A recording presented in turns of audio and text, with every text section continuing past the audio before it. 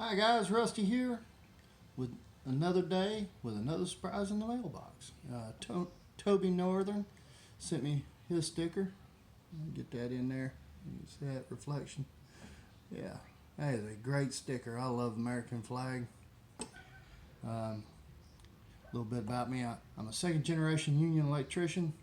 Um, so I love our country, and our motto is uh, build union, buy American, and we very much support that in every way. So that's awesome to see the red, white, and blue on there, Toby.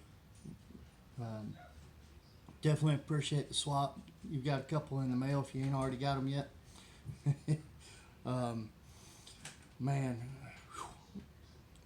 I was reading your letter, and yeah, it health and family and all that, and in this time of the season is seems like to be a rough time of year, and yeah, I know in my personal life we've been going through some stuff lately with my wife, and I'm gonna tell you guys, if you know anybody in the hospital right now, and due to the COVID restrictions, and they're not able to see people, um, man, that really is a beat down on your psychologically, anyways. Your mental health, and ooh, I cannot say enough about it.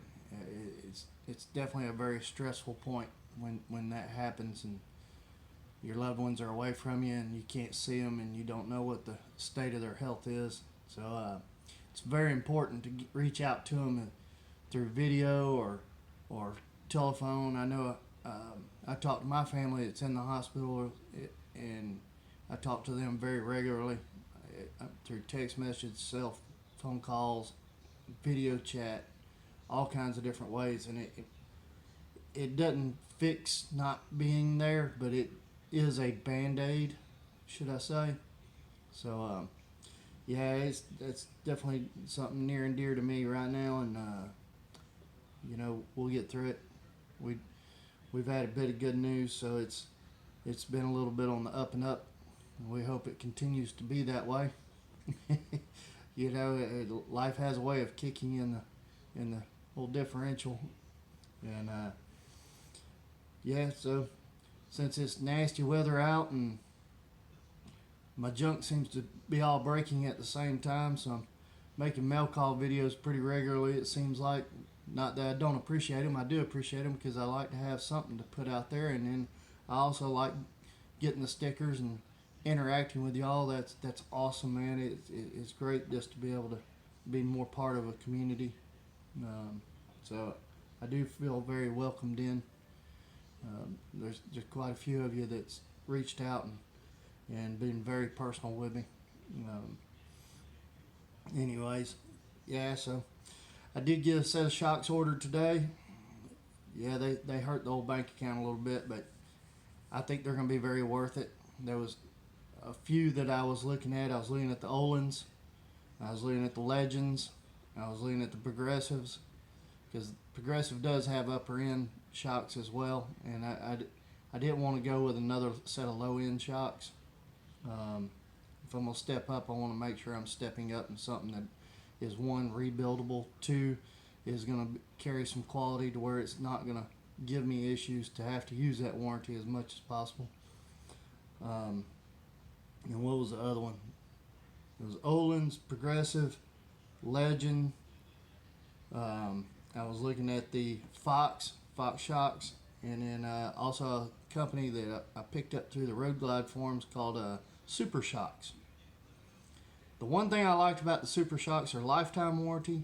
They're fully rebuildable. If they wear out, or seal starts blowing by, you can send them back to them for $75. They'll completely rebuild them and send them back to you. And so that, to me, that was a big plus with them. And they're American made. They're in Illinois, and so they had a lot of pluses about it. That, and they're completely custom built to you. You don't just go off the shelf and pick these up from a store. I called this guy up, and I told him, I was like, look, I weigh X amount of weight.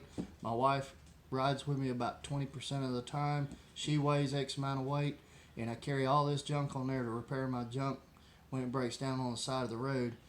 So I carry about this much weight in my saddlebags, and he valve proportions your shocks to your weight, and then he gives you a dial-in adjustment for your preload.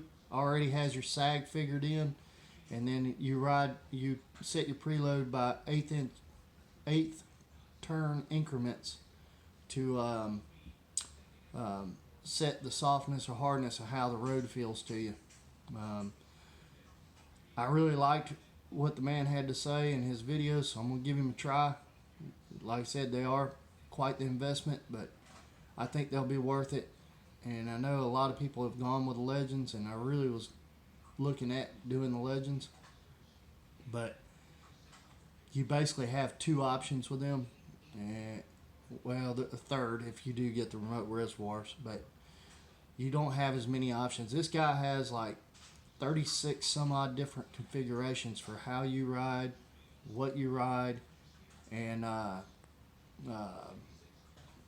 much weight you put on your ride. So I mean, and they're nothing new by any means. They've been building race shocks in like legend races and dirt track type stuff. They've been doing that for quite a while, from what I understand.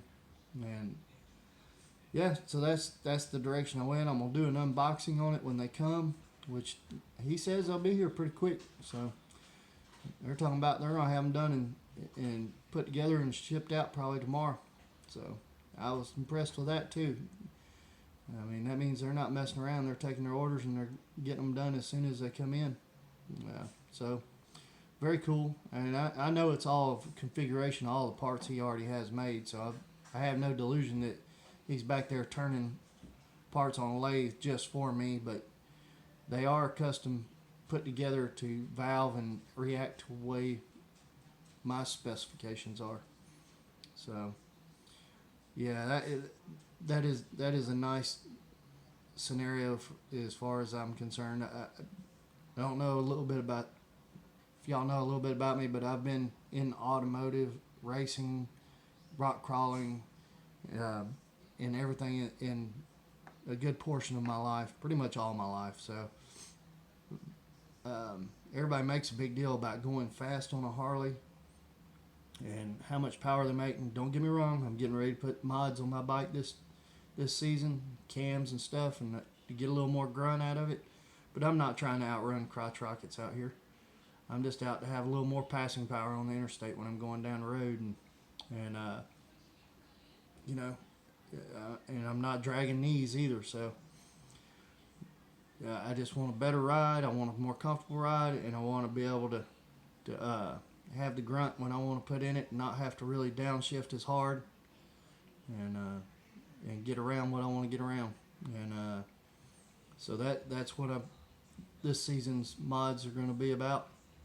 Now, I was talking about my car background. So like when we were drag racing, suspension was a big deal, and you spent some money in suspension. Same thing with dirt track, and but drag racing is a little easier for me to explain, because you want to transfer your power to the back of your car when you're launching at the racetrack.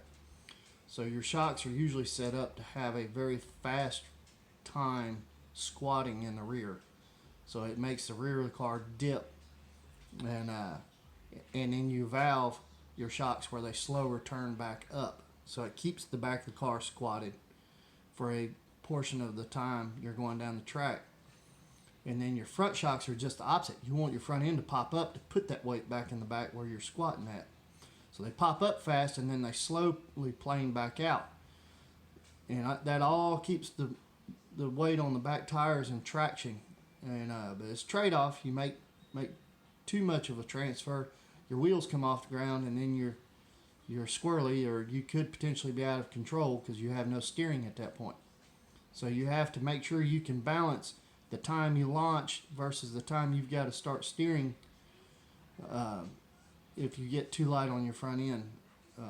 So I mean, there's a lot that goes into suspensions. In dirt track, all four shocks are a little bit different, and they're all set a little different, because when you're going in a circle, you want all your weight to lean to the far right hand side of the car, and you want it to squat on that corner, on the passenger's rear corner, but at the same time you want to keep it like that in the turn, so you valve to where it slowly rolls back. But you also make your lightest shock, the very front left shock on the driver's side front, to where it pops up harder. But if you do that too much, then you see your cars going around the track, they're on 3 wheels, which looks cool, don't get me wrong, but that's not necessarily fast. And that's what the goal is in racing, is to be fast. So you want to keep your stuff planted on the ground, but at the same time you want your weight to transfer so you can push harder in the turns with more throttle. So all this being said, a lot of money can be spent in suspension. It's all in what you want out of it. And I like what the man had to say, so I'm going to give him a shot. And I don't think I'm going to regret my decision at this point, but we're definitely going to put some miles on them and find out. But I appreciate y'all checking out my videos. Toby, thank you for the sticker. It is an awesome sticker. Man, that is some nice vinyl. And I don't know who prints your vinyls for you, but they did a phenomenal job, man. That is a great sticker. If you're new to the channel, like and subscribe. Hit that notification bell so you can get the notifications when I make these videos. And we'll talk to you later.